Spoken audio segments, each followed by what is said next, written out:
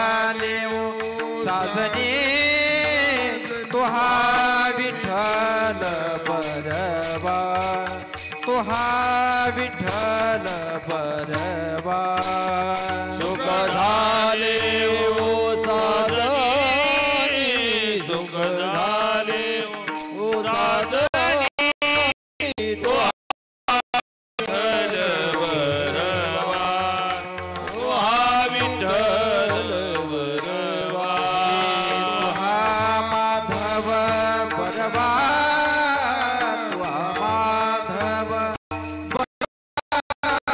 तुहा विठ्ठल परवा तुहा विठ्ठल परवा तुहा माधव परवा तुहा माधव परवा तुहा विठ्ठल परवा तुहा विठ्ठल परवा बहुता सुकृताची जोडी बहुता सुकृताची जोडी बहुत सुकृताची जोडी बहुत सुकृताची जोडी विठ्ठल आवडे म्हणून विठ्ठल आवडे तुहा विठ्ठल परवा तुहा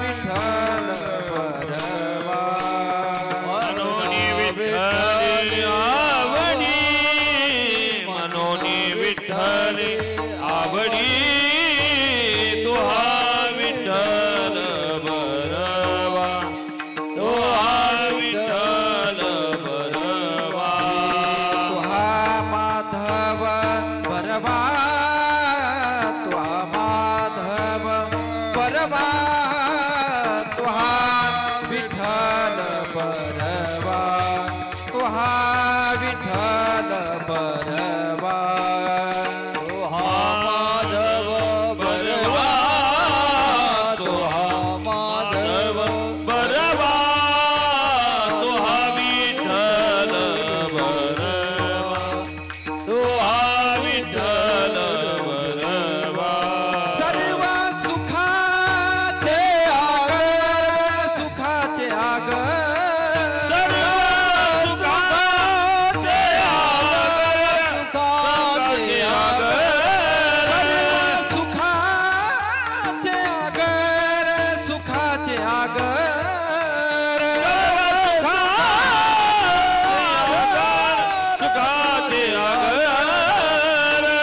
रखुमा देवी वर बाप रखुमा देवी वर तुहा विठ्ठल परवा तुहा विठ्ठल परवा बाप रखुमा देवीवर बाप रखुमा देवीवर तुहा विठ्ठल परवा तुहा विठ्ठल परवा तुहा माधव परवा तुहा माधव परवा तुहा विठ्ठल परवा तुहा विठ्ठल परवा तुहा माधव परवा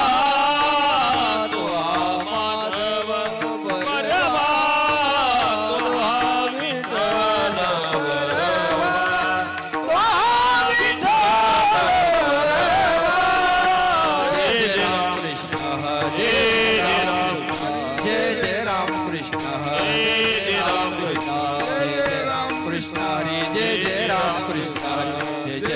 कृष्ण हरी जय जय राम जय राम कृष्ण हरे राम कृष्ण जय राम कृष्ण हरी जय जय राम हरि जय राम जय जय राम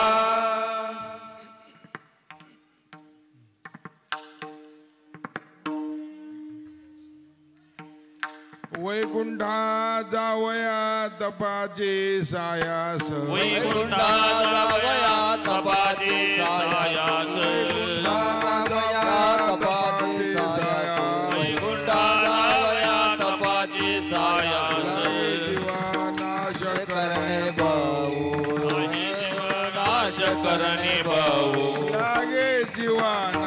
करणे बहु वैकुंठाचा वया तपाचे साया वैकुंठाचा वया तपाचे साया वैकुंठाचा वया तपाचे साया वैकुंठाचा वया तपाचे साया लागे जीवा नाश करणे बहु लागे जीवा नाश करणे बहु लागे जीवा नाश करणे बहु तया पुंडलिके केला उपकार तया पुंडलिके केला उपकार तया पुंडलिके केला उपकार केला उपकार पेडावया भार पृथ्वीचा पेडावया भार पृथ्वी पेडावया भार पृथ्वीचा तुका म्हणे सोपी पाय वाट तुका म्हणे केली सोपी पाय वाट तुका म्हणे केली सोपी पाय वाट तुका म्हणे केली सोपी पाय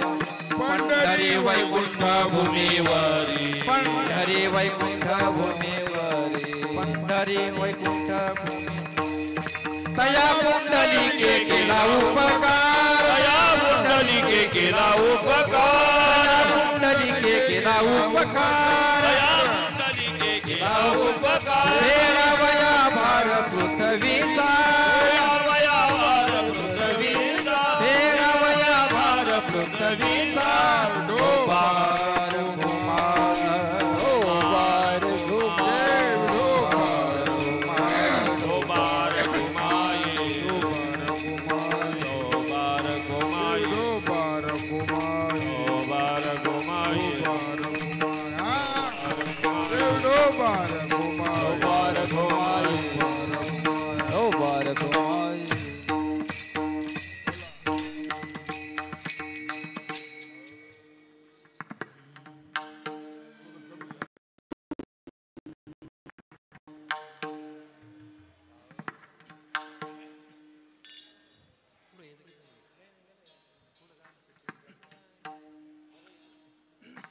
पत्रिका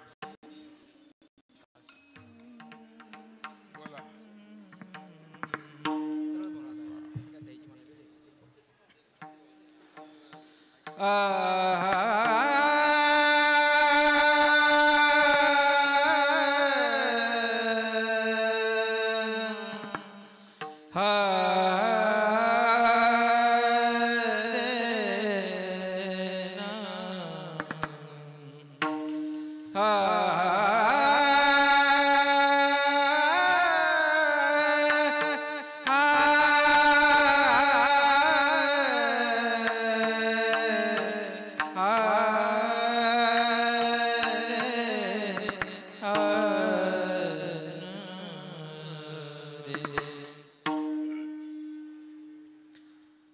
वैकुंठाचा बयात पाचे सायास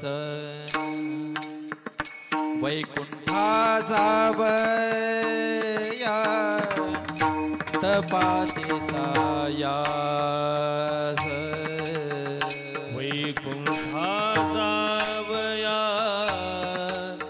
तपाचे सायास वैकुंठाचा वया तपाचे सायास वैकुंठाचा वया तपाचे सायास वैकुंठाचा वया तपाचे सायास वैकुंठाचा वया तपाचे सायास वैकुंठाचा वया तपाचे सायास लागे जीवानाश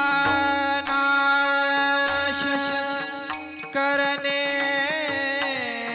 बहु लागे जीवानाश करणे बहु तया पुंडलिके केला उपकार तया पुंडलिके केला उपकार लागे जीवाला आश करणे बहु लागे जीवाला आश करणे बहु दया पंडरे केला उपकार दया पंडरे केला उपकार हेला बया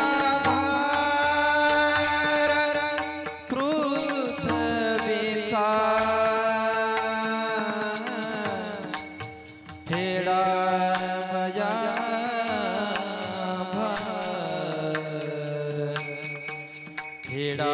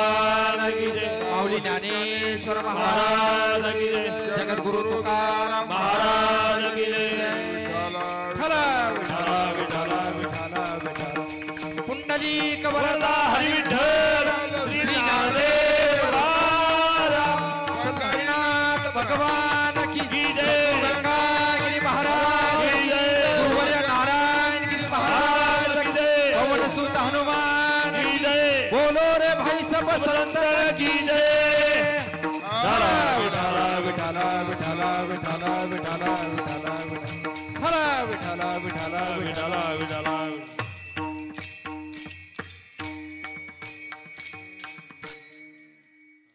वैकुंठा जावया तपाची सायास वैकुंठा जावया तपाची सायास लागे जीवा नाश करणे बहु तया पुंडलिकी केला उपकार फेडावया भार पृथ्वीचा तुका म्हणे सोपी केली पायवाट पंढरी वैकुंठ भूमीवरी तया पुंडलिके केला उपकार फेडावया भार पृथ्वीचा विठ्ठल विठ्ठल विठला विठला विठला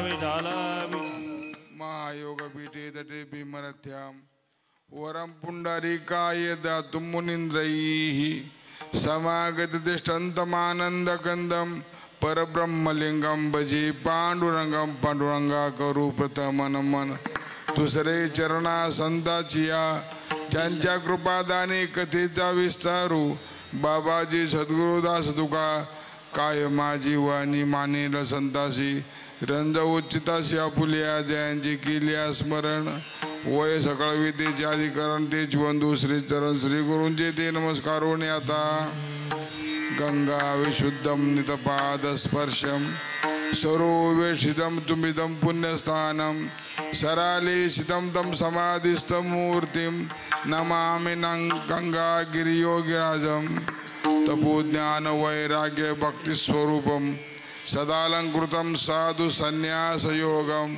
मुखे यस्य वेदांत शास्त्रार्थ नीतिम नमो नारायण गिरिम ब्रह्मस्वरूपम मस्तकहि पायावरी मस्तकहि पायावरी मस्तकहि पायावरी पायावरी या वारकरी संतांच्या वारकरी संतांच्या वारकरी संताच्या वारकरी संताच्या या वारकरी संताच्या वारकरी हो मस्तक है पायावरी वारकरी संतांच्या वारकरी संतांच्या या वारकरी संतांच्या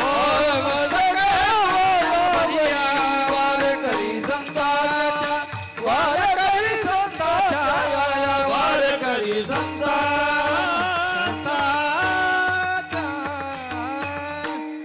मस्तकहि पायावरी या वारकरी संतांच्या करजोडितो कथे काळी आपण असावे जवळी वैकुंठा जावया तपाची सायास लागे जीवानास करणे बहु तया पुंडलिकी केला उपकार फेडावया भार पृथ्वीचा प्रस्तुत भगवान परमात्म्याच्या सद्गुरूंच्या आणि जनता जनार्दनाच्या सेवेकरता निवडलेला अभंग जगद्गुरु श्री संत तुकाराम महाराजांचा तीन चरणाचा असून या अभंगामध्ये महाराजांनी संतांनी जीवावर केलेल्या उपकाराचं दिग्दर्शन केलेलं आहे विठ्ठल विठ्ठल विठ्ठल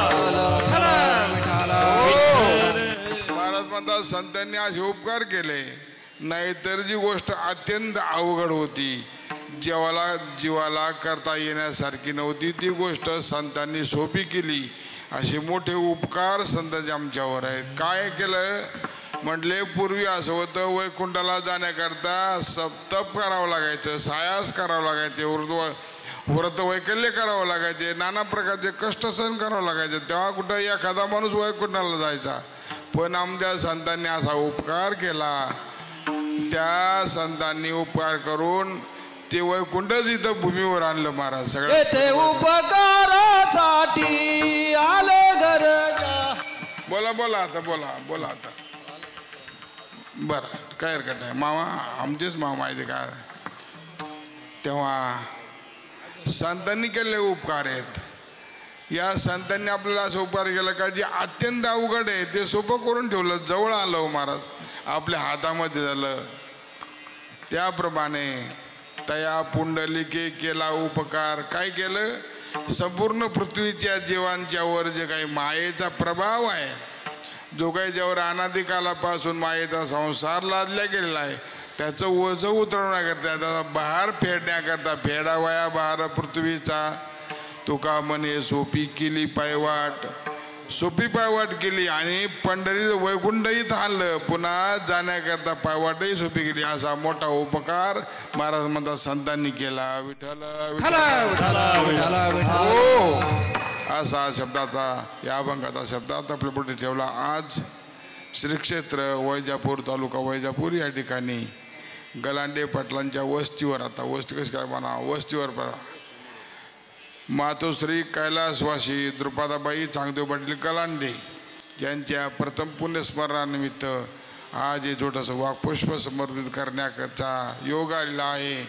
आणि त्यानिमित्ताने आपण सगळेच गलांडे पाटील परिवारावर प्रेम करणारे आपण सगळे आप्तेष्ट, सगळे सोयरे, नातेवाईक सर्वच या निमित्ताने उपस्थित आहात. सर्वांना प्रथमतः धन्यवाद. त्याचप्रमाणे कीर्तनाच्या निमित्ताने उपस्थित असतात आमचे गायनाचार्य, वादनाचार्य, त्याचप्रमाणे मृदंगाचार्य आदी सगळी मंडळी आणि माझ्यासमोर बसलेली ज्येष्ठ श्रेष्ठ मंडळी, पितृतुल्य मंडळी आमच्यावर बालपणापासून प्रेम करतात. आमच्या परमार्थाला ज्यांचं फार मोठं सहकार्य असं, अशा प्रकारची आमची सगळी ज्येष्ठ श्रेष्ठ मंडळी समोर बसलेली आहेत. या निमित्ताने आपल्याला कैलासवासी मातोश्री द्रुपदाबाई चांगदेव पाटील गलांडे यांचं पुण्यस्मरण साजरं करायचं आहे. आईचं पुण्यस्मरण आहे. त्यांचे तिन्ही चिरंजीव श्री सुदामराव पाटील चांगदेव पाटील गलांडे, दुसरे भाऊसाहेब पाटील चांगदेव पाटील गलांडे आणि तिसरे देवीदास चांगदेव पाटील गलांडे, असे तिघे बंधू आणि तिघी कन्या. नाव सांगा आता मला, ते दिसणार नेमकं. चंद्रकलाबाई गायकवाड, त्याचप्रमाणे सुमनबाई हार्दे, सुमनबाई रावसाहेब पाटील हार्दे आणि तिसऱ्या लताबाई रावसाहेब पाटील गायकवाड, अशा तीन कन्यांचा सगळा परिवार आज या निमित्ताने आईच्या ऋणातून उत्तीर्ण होण्याकरता या ठिकाणी उपस्थित झालेला आहेत. सर्वांना प्रथमतः धन्यवाद. त्याचप्रमाणे गायनाचार्य कृष्णा महाराज, गायनाचार्य राजू काका, त्याचप्रमाणे गायनाचार्य हरिओ महाराज, राजू काका हिंगे, त्याचप्रमाणे आमचे सुधा मामा, आमचे सदुनाना, त्याचप्रमाणे इकडचे सगळे बजी मंडळ, सगळ्यांची नावं मला येणार नाही बरं का, पण आपल्या सदुरगंगागिरी महाराज परंपरेतले सगळे टाळकरी मंडळी आज उपस्थित आहेत. माझ्या शेजारी बसले आमचे आदरणीय गोदरामदादा आहेत, स्वामीजी आहेत, विशेष करून माझ्यावर पितृतुल्य प्रेम करणारे आमचे आदरणीय बापू स्वामीजांना आदरणीय म्हणून आमचे बाबासाहेब पाटील डांगे आहेत. त्याचप्रमाणे आपल्या वैजापूर भागाचं वैभव होते, आज नाही आहेत, पण त्यांच्यावर खूप अति जवळून प्रेम करा म्हणजे बच्चू भाऊ आहेत. त्याचप्रमाणे वैजापूर दुर्गाचे माजी सभापती आमचे अंकुश आप्पा आहेत. अन्य बरीचशी मंडळी उभी आहेत तिथं बरं का. त्याचप्रमाणे विद्यमान आमचे पंचायत समिती सदस्य आमचे विनायक बाबा गाडे, अशोक भाऊ हिंगे, त्याप्रमाणे अनेक मंडळी या ठिकाणी आहेत. आमचे गुरुबंधू मामा या ठिकाणी आलेत, तेव्हा भाऊ आमचे आहेत, सगळी मंडळी. आता सगळ्यांची नाव घेत बसू का, विचारून नाव घेत बसू, याचा तर टाईम जाईल ना सगळा. आपल्याला फार वेळ बोलायचं नाही आहे, माणसांनी फार बोलू नये, थोडं बोलावं पण चांगलं बोलावं. विठ्ठल विठ्ठल. आईंचं वर्ष पुण्यस्मरण महाराज. आई या शब्दामध्ये फार मोठी व्याप्ती आहे. आई या शब्दामध्ये एवढी मोठी व्याप्ती आहे आणि आई या शब्दाची ताकद फार मोठी आहे. मी थोडंसं शास्त्राच्या आधारे बोलतोय. आई या संपूर्ण सृष्टीचा आधार आहे, कळलं तर पा. आई संपूर्ण सृष्टीचा जगाचा आधार आहे, आधार. आणि तुम्ही आम्ही सर्व आपण आधेय आहोत, आधेय, ज्याला शास्त्रामध्ये आधार आधेय भाव असं म्हणतात. आधार आधेय भाव म्हणजे काही वस्तू अशा आधारावर टिकलेल्या असतात आणि त्याचा आधार संपला का आधे वस्तूच नाहीशी होत असते. थोडं व्यापक ज्ञानोबा सांगतात एका माणसाने आपल्या भिंतीवर सुंदर चित्र काढलं, पण आता भिंतीवर काढलेलं चित्र त्या चित्र आधे आणि भिंत त्याच्या चित्राचा आधार आहे. आधारादे भाव तिथे ज्ञानोबा म्हणतात पडून गेली या भिंती पुढे चित्राची वय केवळ माती. अशा प्रकारची तसं जगतामध्ये आई आपली आधार आहे आणि आपण आधे आहोत. आता मी तुम्हाला विचारतो बसलेल्या माणसांना, या जगातली फक्त आई जर बाजूला गेली तर तुमचं आमचं अस्तित्व राहील का?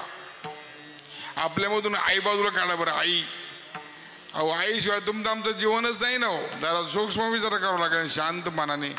आई आहे म्हणून, आई होती म्हणून कदाचित आज आई नसेल प्रत्येकाची, सगळ्यांची नसेल, परंतु आईशिवाय तुमचं आमचं जीवन नाहीये. याला आधारादे भाव म्हणतात. विठाल विठाल विठाल. हो, म्हणून एवढा मोठा परिवार, घराचा मूळ आधार आई. तसं जगाचा आधार आई आहे.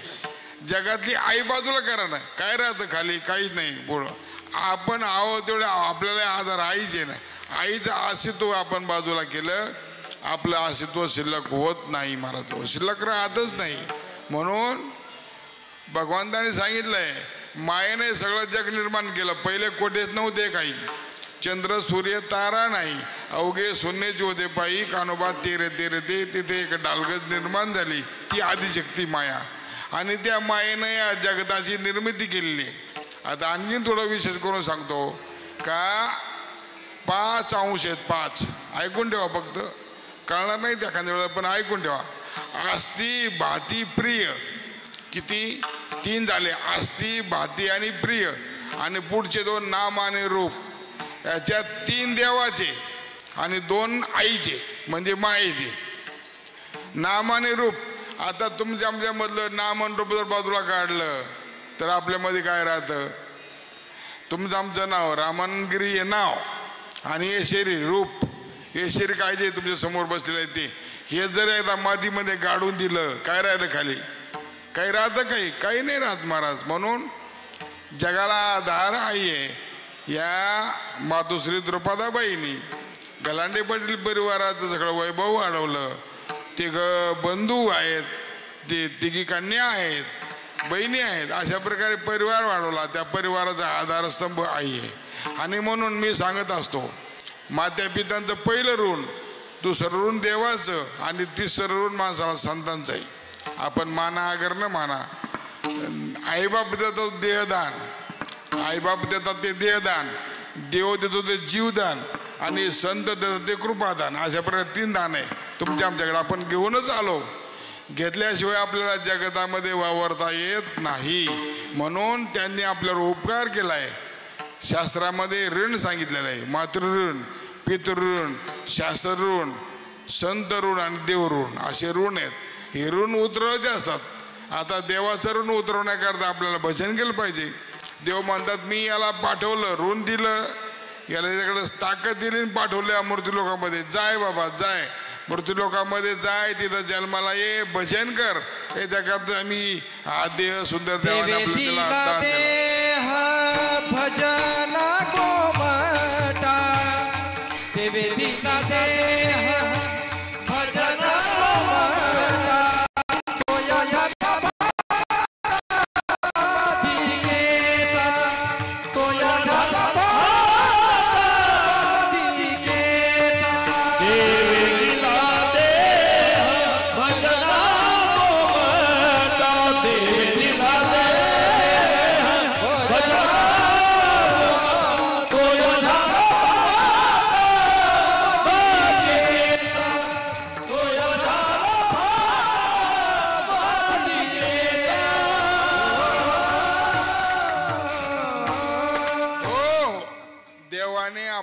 देह दिला.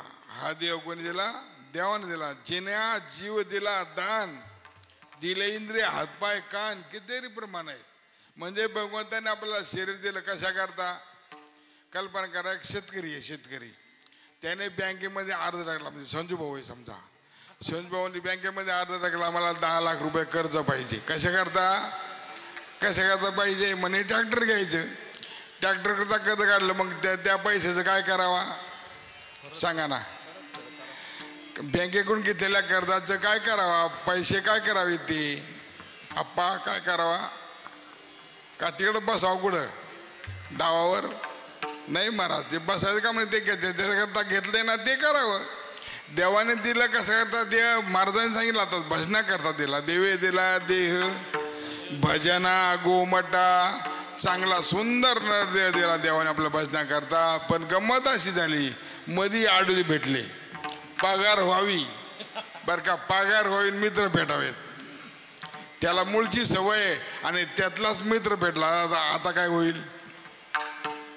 त्याला पहिली संध्याकाळची सवय होती, त्यात पगार झाला, खिशात बंडल आहे 10,000-5,000 पगाराचं आणि पुन्हा त्यातलाच मित्र भेटला. काय होईना आता बसले दोघं, आता काय माझ्याकडं बसले महाराज संपवलं सगळं. तात्पर्य असं आहे तसं आपल्याला पाठवलं देवानी, सगळं साहित्य घेऊन पाठवलं, देऊन पाठवलं, दिलं जा कर बाबा तू. पण आपल्याला इथे मध्ये आपला दोस्त भेटला, तो या झाला फाटा बाधिकेचा. ही बाधिका कोण, बाधिका कोणी स्त्री नाही, ध्यानात आणू नका. बाधिका कोणी स्त्री नाही महाराज, आपली विषयामध्ये रमणारी वृत्ती हीच बाधिका आहे. विठ्ठल विठ्ठल हो, ही आपल्याला भजन करू देत नाही, भजन आवडत नाही. भजन जर असलं ना एखाद्या मंदिरामध्ये, त्या मंदिराच्या शेजारच्या घरच्या लोकांनी म्हणावं आले बरं का. आता हे मी दुर्गड लांब सांगतो, वैजापूर शहरात असं होत नाही. कारण आले का ते मग शेजाऱ्या पाजाऱ्यांनी पाहावं, 10-5 गोळा होतात, एखाद 2 नसले आले का त्याला फोन करून बोलवतात, एखाद्याला गाडी ते एखादा घेऊन येतो. सगळे मंदिराजवळ गोळा झाले का मग शेजाऱ्याच्या घरचे माणसं म्हणतो आले बरं का. आता कोण टाळकुटे काय म्हणतात, आले आता हे टाळकुटे. आता हे काय 12-1 वाजेपर्यंत झोपी येऊ देणार. या तो या झाला फाटा बाधिकेचा. ती बाधिका अशा प्रकारची नडते महाराज, भजन करू देत नाही. घरातली माणसं परमात्मा लागलेलं पोरग अहो, ज्याच्याकरता पोरग जन्माला आलं ते पोरग देवधर्म करायला आलं की त्याला नाव ठेवतात नाव लोक. आमच्या कुळी नव्हते ऐसे हेची पिशे निवडले, हेची पिशे निवडले, हेची पिशे निवडले, हेची पिशे निवडले, हेची पिशे निवडले, हेची पिशे निवडले. काय म्हणतात माणसं, घरातल्या माणसालाही पटत नाही आणि बरोबर त्यालाही पटत नाही. काय नाही लागणार रे, काय नाही लागणार रे, काय नाही, चाल जाऊ आपण इकडं, त्याला तिकडे घेऊन जात मार. तो या झाला फाटा बाधिकेचा. म्हणून ऋण उतरावं लागेल. ऋण कोणाचं ठेवू नये, ऋण उतरून जायचंय. देवाचं ऋण भजनानं उतरेल महाराज. शरीर आपल्याला दिलं देवाने, भजन करण्याकरता दिला. देवी दिला देह भजना गोमटा बास, सुंदर नर दिला आवटात का मानव देह अल्लाने दिला. आवटात का मानव देह अल्लाने दिला. खाया पिया तुझे सोया ना जमाना होया, खाया पिया सबसे सोया महान जमाना होया. हो आवटा हात का मानव देह अल्लाने तुझ दिया.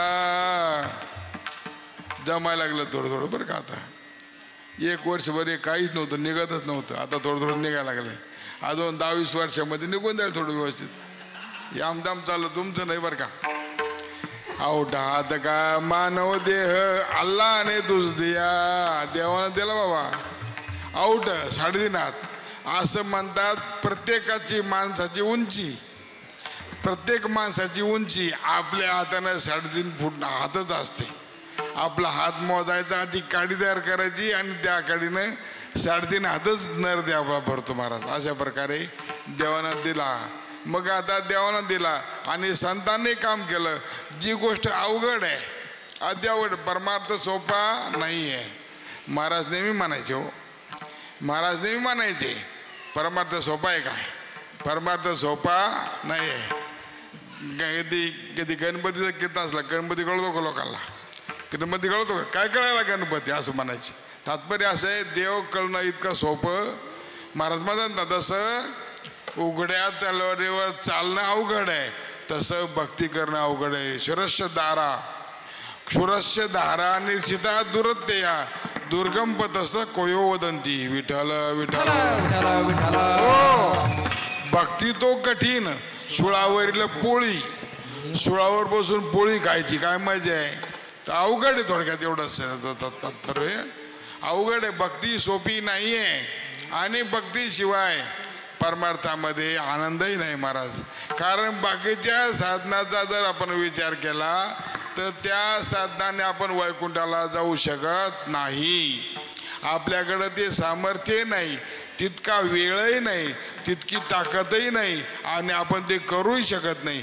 काही यदा कदाचित जर आपण करायचा प्रयत्न केला आपल्याला कोणी सांगणार आहे तसा भेटणार आहे महाराज. म्हणून बाकीचं सगळं बाजूला ठेवलं संतांनी आणि सोपं काढलं. सोपेवर मामा सांगितले संती. सोपेवर मामा सांगितले संती. सोपेवर मामा सांगितले संती. सोपेवर मामा सांगितले संती. काळजीने हाती घेऊन नाचा. काळजीने हाती घेऊन नाचा. काळजीने हाती घेऊन नाचा. काळजीने हाती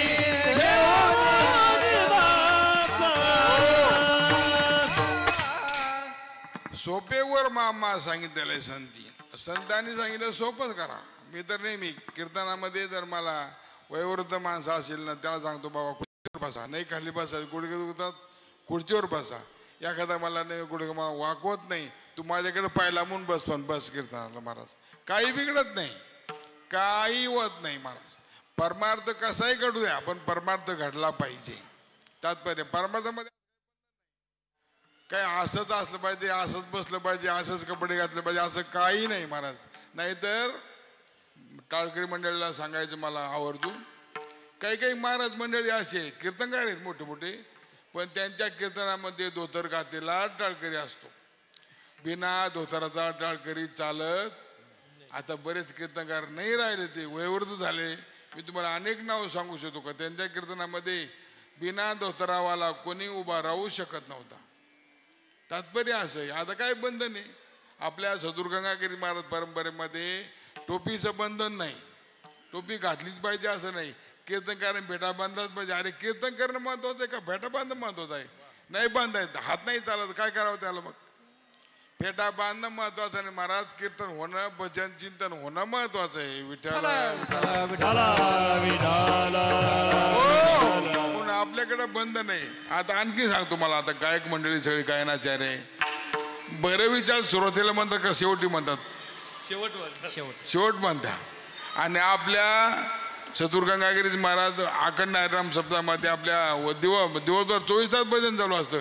तिथं काही बंधन आहे? कोणती चाल म्हणावी टाळ करणे असं काही बंधन आहे? भैरवाली भैरवी म्हण पण म्हण, भजन म्हण, देवाचे संतांचे अभंग महाराज अभंग म्हणणं गरजेचं आहे. अभंग म्हणणं हा परमार्थ आहे. संत वचन मुखातून निघणं परमार्थ आहे. नक्की तुमचा राग तुम्हाला कोणता येतो? राग येतो तुम्हाला? राग येतो का हो काका? राग नाही येत? राग बोलू का? जाऊ द्या. तात्पर्य असं महाराज राग कोणता येतो काही घेणं नाही हो आपल्याला. वेडे वाकुडे गाईन परी तुझाची बंधवीन. वेडवाकडे गाव द्या न सलव द्या स्वरामध्ये नाही तयावीन भोकेला विठ्ठल. अहो या माता माऊले आपण लहानाचे मोठे झालो ना हो का? आपल्या जन्मता असं स्पष्ट बोलता येत होतं का? आता मी जसा बोलतो आपण लहानपणी असेच बोलू सगळे बोबडे बोबडे. कोणाचं काय कोणाचं काय. कोणाला भाकर म्हणता येत नव्हतं काकर म्हणायचे. पाणी म्हणता येत होतं मानी मिनी काहीतरी म्हणायचे का गुळवो असं म्हणायचो ना आपण. लहान होतो दोघं आपण लहानच होतो. तात्पर्य सगळे पण त्या या विठाला विठाला विठाला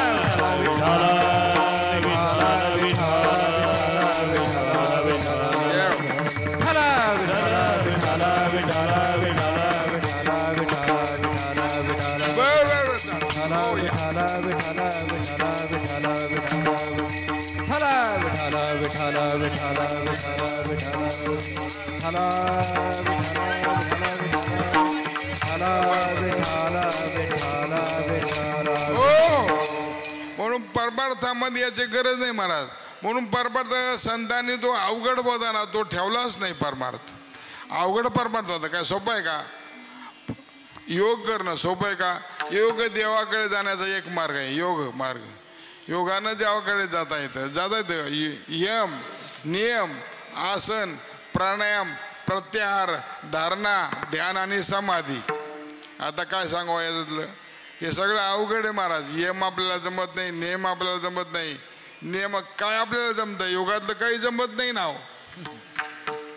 तात्पर्य असं आहे अवघड वाटत. ज्ञान काय सोपं आहे का? ज्ञान घ्यायला गेल्यानंतर जरा विद्यासागर वाचा बरं. कृष्ण महाराज किती अवघड होतं ते. विचारसागरामध्ये घुसलं का किती ते. अहो ज्ञानही सोपं नाही. ज्ञान आपल्याला जमत नाही. ज्ञानामध्ये आळस नाही चालत. प्रमाद आळस निद्रा वगैरे नाही चालत. अवघड आहे. ज्ञानाचा मार्ग अवघड, योगाचा मार्ग अवघड. कर्माचा मार्ग सोपा आहे का? सांगा बरं मला. कर्म करायचं आहे. एखादं कर्म करायचं. उन्हाळ्यामध्ये आपण आचमन करतो. आचमन किती? एक पळीवर पाणी घ्यायचं. ती पळी कोणती? आपली मोठी पळी नाही. पळी कोणती? संधीची पळी. एक चेंबर पाणी मिळतं ते. आता त्या पळीमध्ये पाणी एखाद्या मला खूप तहान लागली, कोरड पडली, मग एखादा फुलपात्र भरून पाणी पिलं, मग त्याला काय आचमन मानता का त्याला? कर्मामध्ये ते चालत नाही. नाथबाबा सांगतात जर पाणी थोडं जास्त झालं तर दारू पिल्याचं पातक लागणार. इतकं अवघड आहे ते. म्हणून कर्म सोपं नाही. कर्माचा मार्ग. कर्मानं वैकुंठाला जाणं सोपं नाही. ज्ञानानं वैकुंठाला जाणं सोपं नाही. मग आता काय करावं? आपल्याला योगानं वैकुंठाला जाता येत नाही, कर्मानं वैकुंठाला जाता येत नाही, ज्ञानानं वैकुंठाला जाता येत नाही. मग आपण जायचंच नाही का? इथं जायचं का मूर्त लोकांमध्ये? मग आपल्याला जायचं आहे. मग संत म्हटले बाबा हो आमचा बोळाबोबडा समाज यांना वैकुंठाला जाता आलं पाहिजे. त्याच्याकरता आम्ही काय केलं? हे सगळं कट करून टाकलं. त्या मोडून टाकल्या सगळ्या वाटा ज्या होत्या ना, वाटा मोडल्या आणि एक सुंदर वाट काढली. अशी का धोपट त्याला कोणी चालेल. वाटे चला जाऊ, स्वल्प वाटे चला जाऊ, स्वल्प वाटे चला जाऊ, स्वल्प वाटे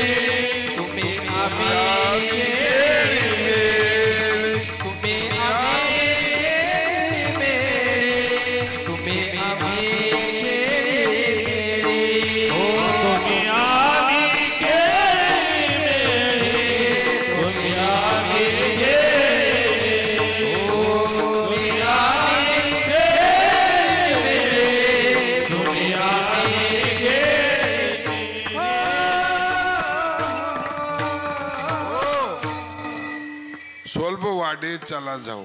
महाराज म्हणतात बघायचे अवघड वाट आहे. दादा काय झालं बाबा? सोपी वाट घ्यावी माणसानी. ज्या वाटेनं सगळ्यांना चालता येईल अशी वाट काढावी. आपण योगाच्या वाटेनं जाऊ शकत नाही.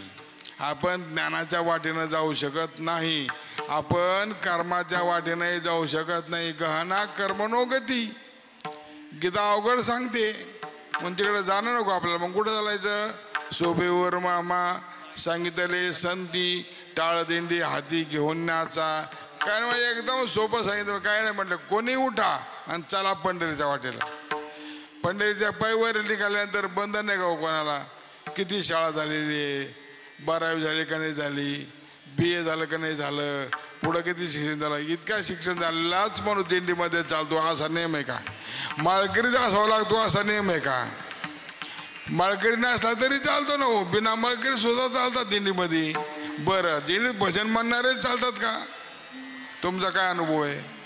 केवळ भजन म्हणणारे असतात का? काही बिचारे मागे पुढं चालणारे सुद्धा असतात. ज्ञानोबराने म्हटलं ना बापाजीकडे बळती पुढे दिंडी मागत असतील 10-5 जण 2-4 जण आपले मित्र पुढं हॉटेल दिसतं का चहा पितीन, पुढं हॉटेल दिसतं का पुढं भजे खातीन, पुढं दुपारच्या टेप्यावर जाऊन बसतील. त्याला काही दिंडीच घे नाही, पण त्यांचाही समावेश दिंडीमध्ये आहे.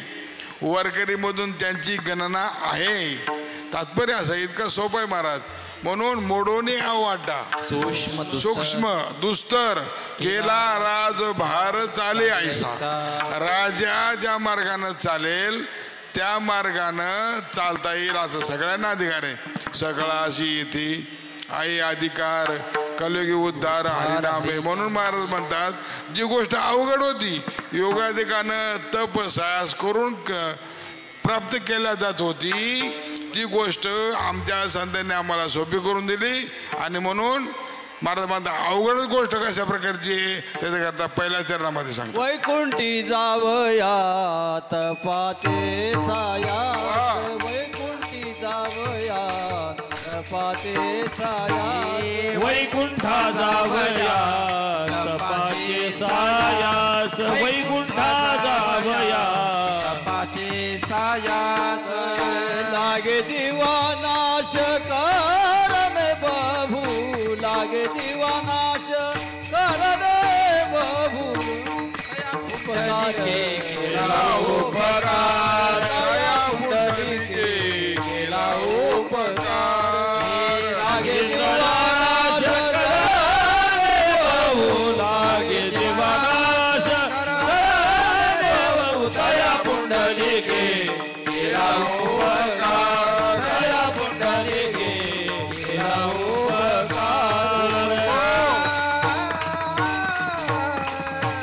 महाराज म्हणता वैकुंठा जावया तपाचे साहस. खूप परिश्रम करावे लागतात.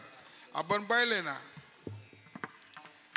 या परमार्थामध्ये काही असे साधू असतात बरं का, साधना करणारे तप करणारे काही माणसं आहे. तुम्हाला सांगू का असे काही साधू आहे आमच्या साधू समाजामध्ये.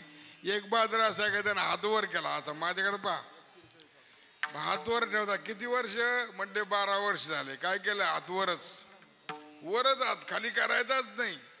झोपायचं तरी असं झोपायचं खाली माग हात करून, हात खाली करायचा नाही.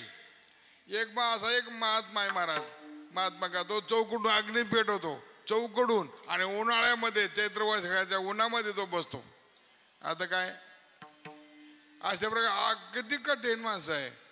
आता पुराणामध्ये अशी उदाहरणं आहेत. ध्रुव नावाचं बालक 5 वर्षाचं त्यानं काय केलं हो, भागवतामध्ये खूप गोड वर्णन आहे महाराज.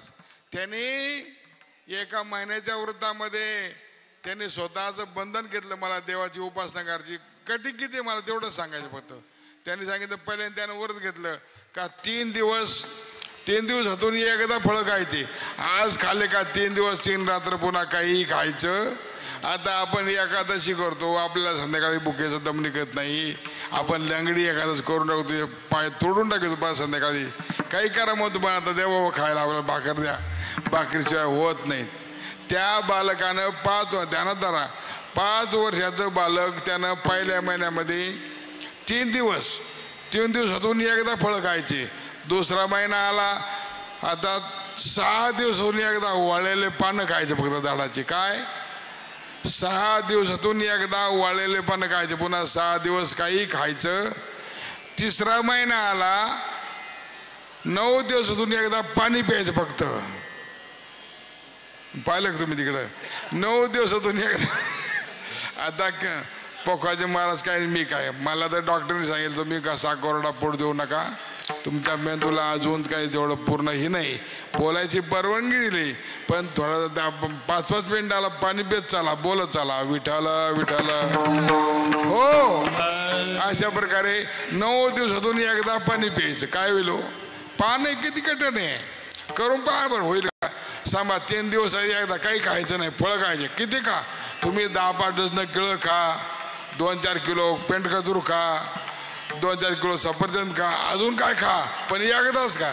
3 दिवस पुन्हा काहीच खायचं नाही. हो जमन का आपल्याला.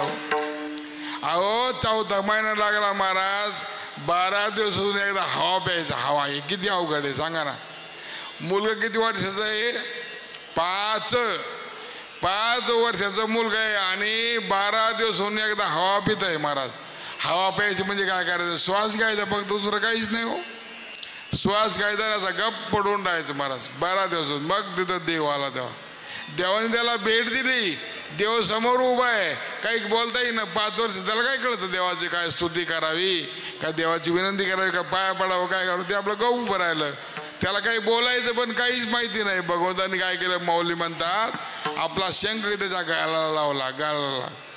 गालाला शंख लावला आणि लावल्यानंतर ते वेदच म्हणायला लागला सगळं. ज्ञानोबराय म्हणतात कपोले शंख शिवतेले, मग वेदाचे मती ठेले लागला बोलो. वेदाच्या प्रमाणे बोलायला लागला विठ्ठल विठ्ठल. हो. त्याच्यानंतर त्याला वरदान दिलं, 36,000 वर्ष राज्य केलं. तो पोरगा काय सामान्य माणसा तुमचा आमचा नव्हता कोणाचा, एका राक्षसाचा पोरगा होता. राक्षसा कोण, हिरण्यकश्यपूचा पोरगा. अशा प्रकारे मग त्याला असं स्थान दिलं महाराज. आजही तो जागेवर आहे. कोणता, ध्रुव तारामधून आपण आढळतो तो काय जागचा हलत. अशा प्रकारे त्याचा अर्थ असा महाराज, काही तर साध नाही, अवघड आहे. मला म्हणतात कुठं एवढा डोका लावता हो. 2 तास कीर्तनात बसायला माणसाला कंटाळा येतो. 2 तास झपूड जर कीर्तन केलं तर कधी उरकन, किती वाजले 12 वाजले का नाही वाजले, पाहुण्याचा फोन आला मी जाऊन येतो जरा. अशा प्रकारे सगळं माणसाचं चालूच राहतं. 12 वाजेपर्यंत उरकलं पाहिजे. तात्पर्य असं आहे वेळ कमी माणसाला, आपल्याला सोपं पाहिजे म्हणून आपण सोपं संतांनी करून दिलं महाराज. हे उपकार संतांचे उपकार केले. उपकार सांगू मी काय, बाप न करी आयशी माय, धर्मे त्यांच्या देखील पाय, दिले अक्षय अभयदान का. सोपं केलं म्हणून वैकुंठा जावया, तपाजे सायास करणे, लागे जीवा नाश बहु करणे. मग एवढं अवघड असताना आमच्या संतांनी सोपं केलं म्हणून त्यांचे उपकार आहे दुसऱ्या चरणामध्ये. तया पुंडलिके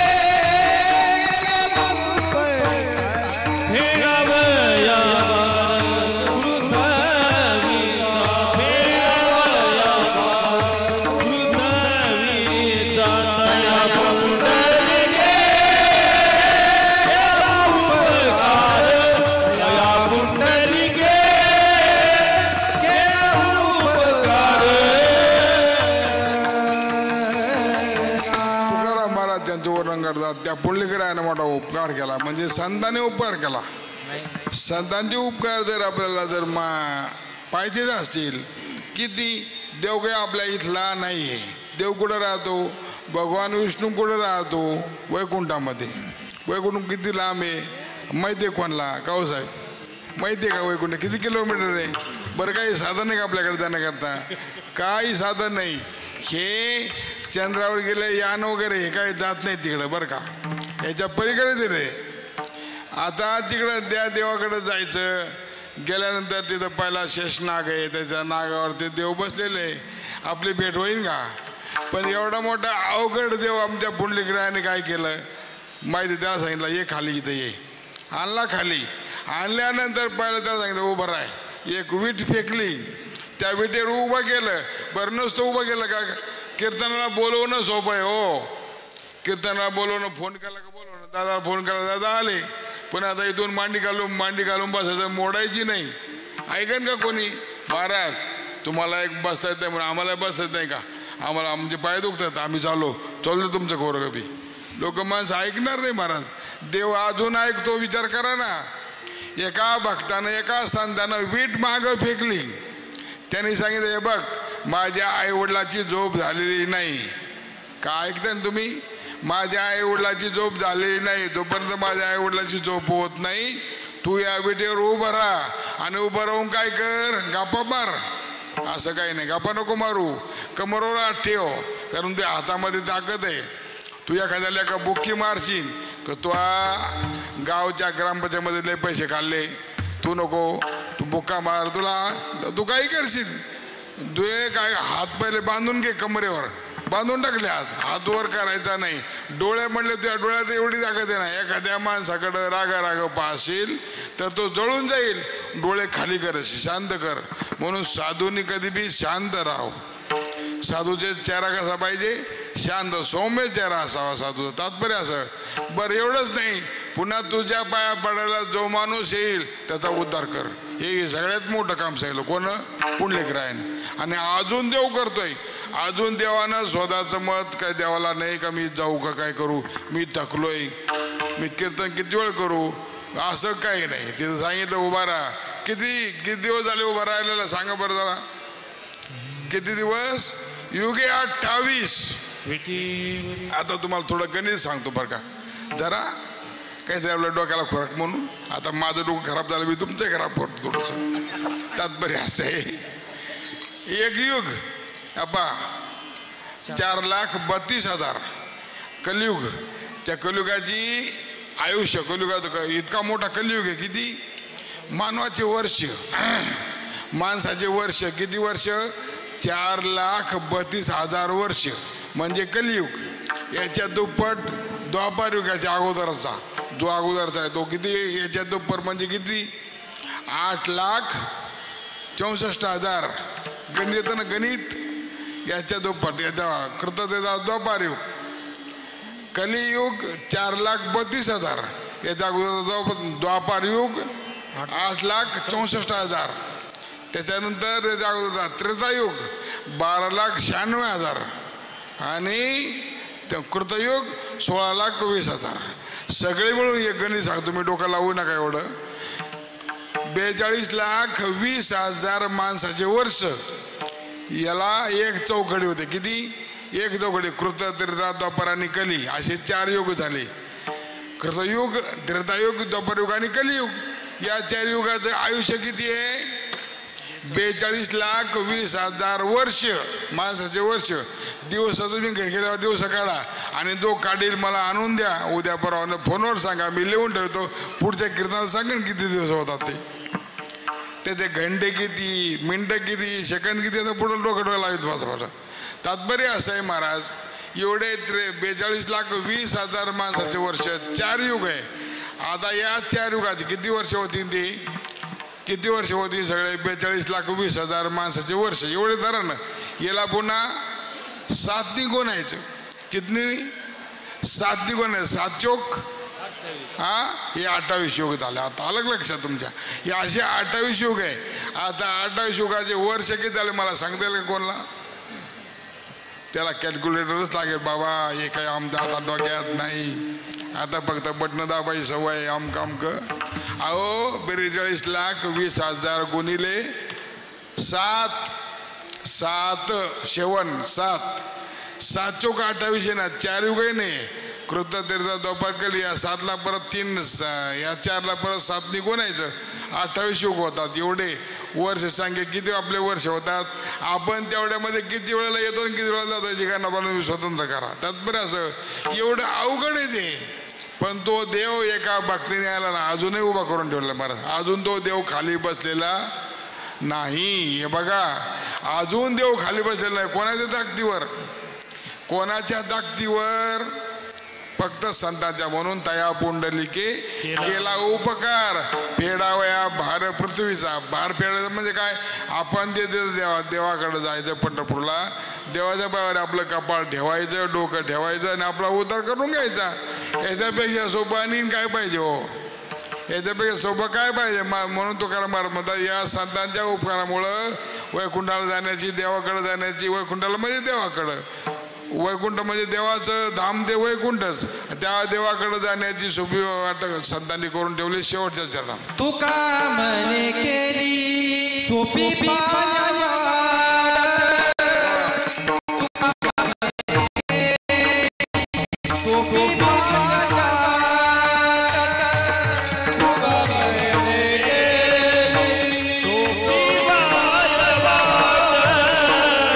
तुका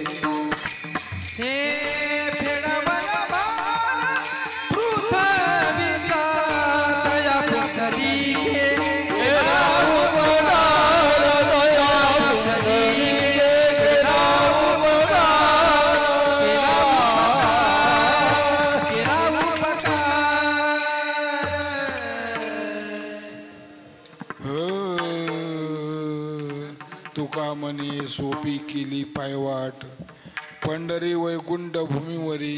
आपल्याला त्या वैकुंठाला जायचंच नाही, सोडून द्या तिकडे, नादच नाही तर त्याचा. आपलं वैकुंठ कुठे आहे? पंढरपूर, सोलापूर जिल्ह्यामध्ये आपलं वैकुंठ आहे. आपल्याला तिथे गेलं त्या पांडुरंगाच्या पायावर डोक्या डोळे का आपला उद्धार झाल्याशिवाय राहणार.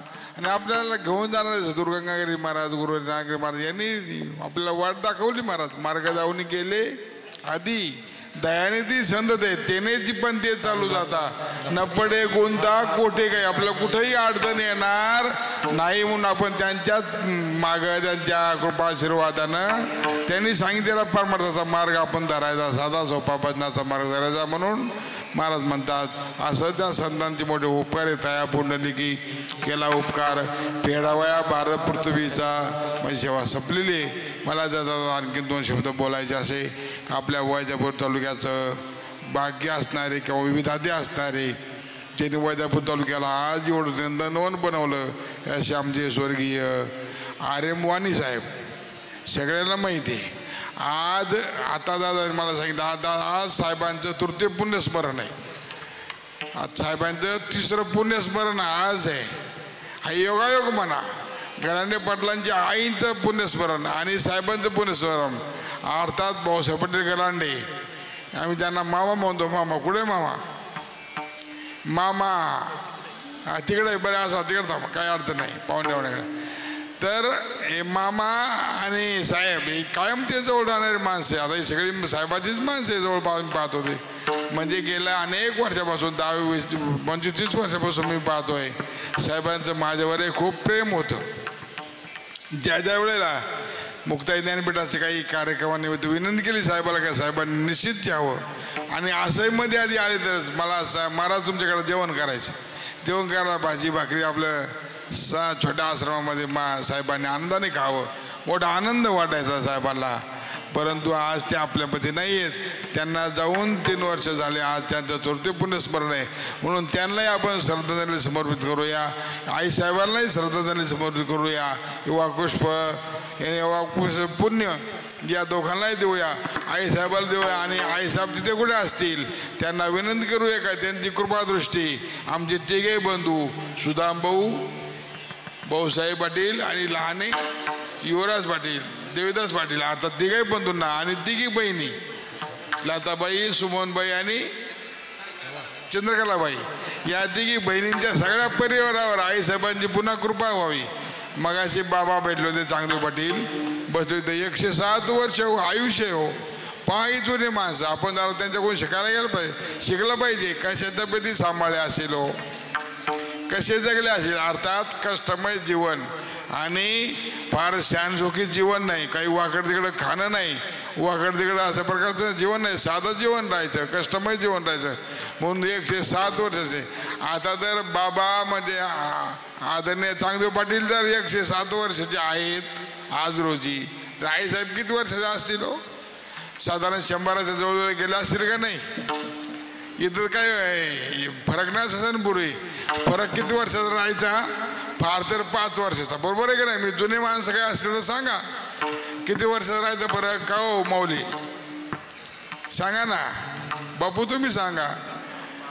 जोडप्यामध्ये फरक किती वर्षाचा राहायचा? फार 5 वर्षाचा. लय झाला 5 वर्षाच्या पेक्षा लहान नसायचं. मग आता आपण कमी धरू 7 वर्षे.